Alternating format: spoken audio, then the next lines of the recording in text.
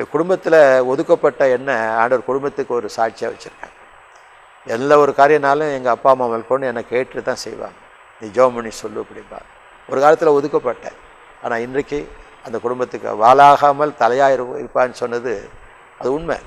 நீ கீழாகாமல் மேலாவாயின்னு சொன்னார். இன்றைக்கி அந்த வசனமெல்லாம் நான் உணர்கிறேன். அந்த வசனங்கள் படிக்கும்போது அதில் இருக்கக்கூடிய உண்மையான அந்த பொருளை கண்டு நான் அழுதுருக்கேன். பைபிள் படிக்கும்போதெல்லாம் அழுவேன். எங்கள் பிள்ளைங்க ஓடி சொல்லும், அம்மா அப்பா அழுதுகிட்டு இருக்கிறாங்கண்ணா. வந்து பார்த்துட்டு பைபிள் படிக்கிறாங்கண்ணா, பைபிள் படிக்கும்போது அழணுமா அப்படின்னு கேட்கும் பிள்ளைங்க. அப்படி அந்த பைபிள் படித்ததுனால பிள்ளைகள் இன்றைக்கி ஒழுங்காக படிக்கிறேன். என் மக ஃபஸ்ட்டு பேத்தி பிறந்தா.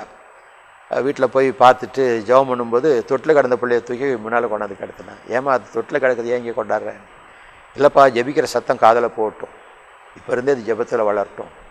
அப்படி பிள்ளைகள் தங்கள் பிள்ளைகளை கர்த்தருக்குள் வளர்க்குறதுக்கு எங்களை கர்த்தர் பயன்படுத்தினார்.